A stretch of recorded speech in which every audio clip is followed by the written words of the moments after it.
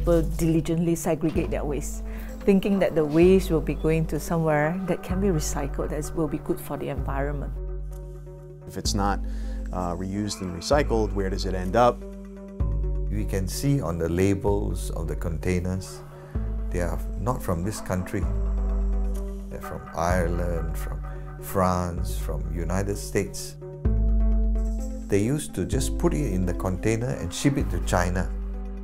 But now, China has closed its doors. It's come to Southeast Asia. How can we absorb the plastic, the waste of the rest of the world? In January, we traveled to Malaysia in order to try answer one question. How bad is the plastics crisis in the world? What happens to the plastics that we generate every day and then deposit in our recycling bins?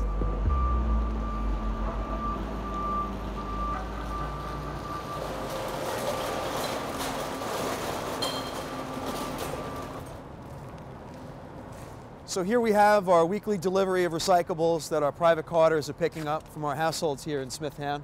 And right off the bat, we're seeing, unfortunately, a few things that people with the best of intentions are throwing in with their recyclables that aren't recyclable.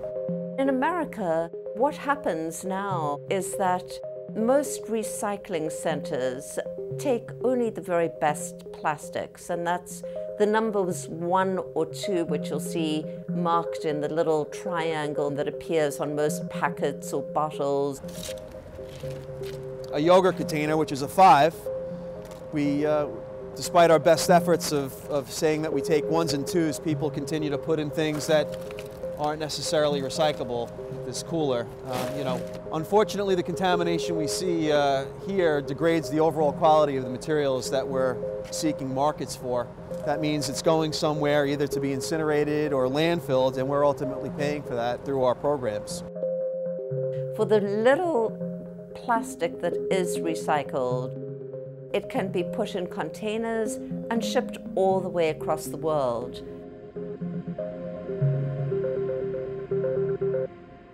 In the 90s, China became the recycler to the world. And they built up an enormous infrastructure of recycling. They effectively became a godsend, especially for the US. So at one time, this was the plastics in the commingled separation system. And we go up, and we have an electric magnet up here. We take out the steel cans, soup cans, cat food cans, soda cans, stuff like that. And then from there, it would break the glass out. The glass would then fall through, and that'd be another product. Soda bottles, milk containers, and there used to be bins under here for the contaminants to fall into. We collected plastics 1 through 7, and that was essentially every plastic that you could think of. And we saw an increase of about 20% in the volume of material that we actually collected and recycled. At the end of 2017, China effectively blocked plastic. This has really thrown recycling into total havoc. Because it's expensive to live in the United States and expensive to manufacture in the United States, the manufacturing goes somewhere else. And unfortunately, same with recycling. It's expensive to run a recycling facility here in the United States, so we put it on a barge or send it on a ship or send it somehow to another country to get recycled for us to come back. Nobody really can tell you where the product's going right now. And you say you recycled it, but where did it go? What happened was all the recyclers in China had to scramble to find other places in order to continue their business. And they moved to neighboring countries, one of which was Malaysia. What I've observed is that there are many factories, they have a lot of waste to process, and they have even more waste now than they had previously. Plastic scraps, the plastic waste that was supposed to be recycled is now dumped or recycled illegally in a developing country. So as Malaysians, since mid of 2018, we have been receiving a lot of reports on illegal factories coming up to deal with this illegal smuggling in of the plastic waste. As a number of the recyclers opened in these small towns, the locals began to feel the effects. What was happening was that the factories were burning plastic overnight.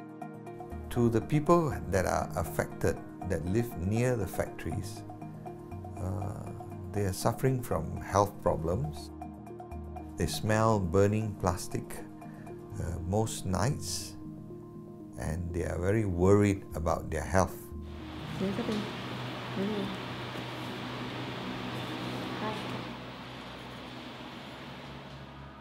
Chỉ không ít cao ní tụ sáng quay start nó, ít tụ bị con敏感nó,แล้วตụ老皮追cả sáu, แล้ว4個月時本不好，แล้ว一度開始發燒咯。一出來啊，hospital 出來了哈，我有對對 follow up， 真係知道啦，2禮拜 start 咯，係 follow up 咯，แล้ว未好喎，伊個手老皮吼是未好嘅，點點食了藥，補了藥，換了幾拿刀藥吼是未好了，就問 doctor 講是蝦米樹嚇呢，แล้ว就問 doctor， 我就做個了嘛。 แล้วทำให้สุดเบโฮเลยแล้วไอ้ชุกขี้สิฮะชุกขี้กว่าเขาไอ้บาดจิ้วตัวไอ้อ่างอ๋อแล้วเรากับด็อกเตอร์ก็ทำให้สุดเบโฮเอ้เนี่ยด็อกเตอร์ตัวมือว่าก็เลยฟูจิงฮะอุลังเซียวสัมป้าอุลังเซียวมีเกี่ยวก็หาอัวเอาไปสองเดียวก็หาอัวถ้าเป็นว่างจริงบุกเอาที่KMฮะอัวเลยกังเชียงมาเซียวมาแล้วอุลังเซียวตายยาจนมีเกี่ยวละโซ่ด็อกเตอร์ก็ไม่กว่าละกินนี้จะอีกกี่สิก็ใจตัดจะตาเลี้ยงไอ้เซียวฮะ แล้วไว้จบแล้วแกก็ใจเจ็บเหลาแล้วเมื่อสิเฉ่งเห็นสิเสียง What was happening was that the factories were burning plastic overnight. They were burning stocks that they were not going to actually recycle, needed to get rid of. So the doctor had told us, in fact, that this was not that uncommon and that there were a number of cases like this that he was seeing in his hospital. There was a tremendous outcry in this particular town. It left a great bitterness between the local residents and the recycling industry that was just getting off the ground. The awareness of this situation is not very high. They get here, they will be taken from the port in containers to the factories. We can see on the labels of the containers, they are not from this country. There are enormous amounts of plastics that they simply can't recycle, and the plastics are arriving way too fast and in too great a quantity for them to be actually processed. So much of it is just dumped in what is essentially a landfill, but it's very, very unregulated, filled with this kind of toxic slush of, melted plastic. It's basically seeping into the farmland and also into the river. It sits right on one of the main rivers in Malaysia called the Muda River, which feeds into a lot of the farms. Because the plastics are mixed and contaminated, if you want to make money, the only way for you to make it with a conventional process is not to comply to the standard. For example, you're going to wash it and then your effluent is not going to be treated. Because the moment you have a water treatment system to treat those, you are not making money anymore.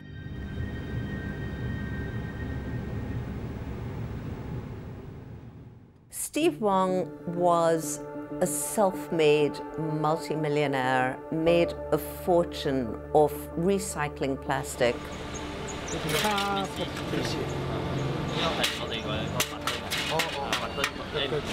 Moved to LA, had 6 kids, and opened factories all over the world. He really was kind of a plastics recycling tycoon. Recycling is not only about collections. Recycling is about separations, and in the end, actually put the scrap plastic into the machine. It came crashing down when China closed its doors to plastics.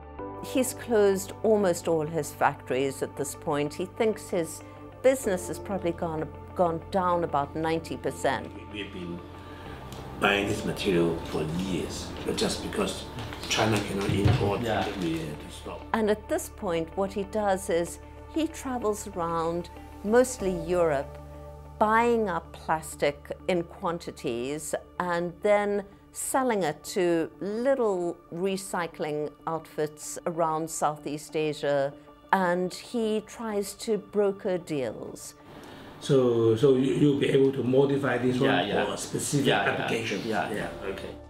This is actually how the global recycling business works. It is not done in the boardrooms of global corporations.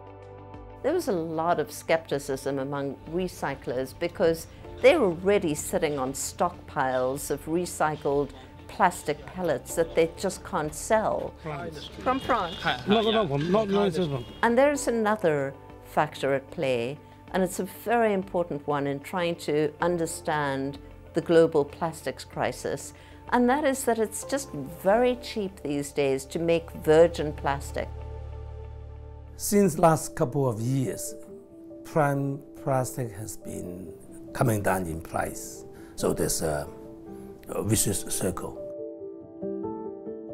And the impact is most of the materials that we don't recycle is because of financial reasons.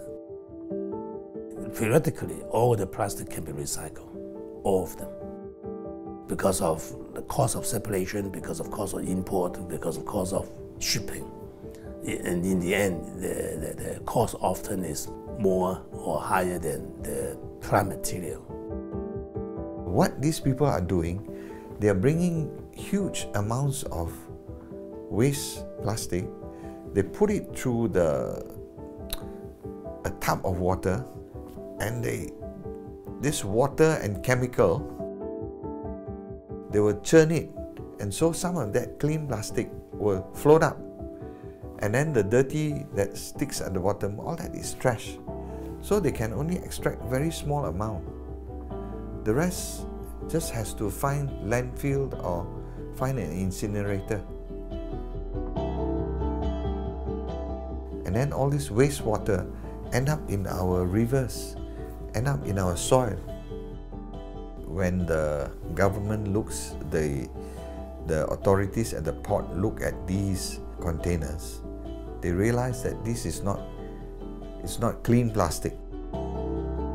And the people who export it also don't want it back, so they are stuck here. I think Malaysians are not trying to finger point anyone. This thing actually comes as a shock to everyone. After China actually closed their door, then we realized how much of a waste we have in the whole world. Where do the waste that you have diligently separated end up in? Is it overseas or is it locally recycled? For most American cities, it's very expensive to recycle plastic, and there's really no way that they can sell it for much money anymore. Recycling today is in trouble. Hopefully it's stabilizing. In certain areas of the country, it's on life support. I think most people would agree that, it's always appropriate to recycle. I mean, we have a responsibility to our environment and in our community, but unfortunately those reasons are weighing heavily on certain communities. I'd like to see some better product stewardship from the manufacturers of these various items and producers of these containers. I think that manufacturers and people that are making profits they bear a certain responsibility to educating people that consume and purchase their products. What the whole world lack of right now is the tracking of whether or not those plastics are recycled properly, locally, or abroad. We don't want to give up plastic. It's extremely valuable to us in our lives, and yet we have to find a way to make it work for the planet. I'm hopeful for the future of recycling. I have to be. It's my job. I'm also not willing to believe that we can't do a better job than we're currently doing. We have to minimize the use of plastic, and then each country has to process their own waste. Because small countries without capability to protect their environment, then it will harm them.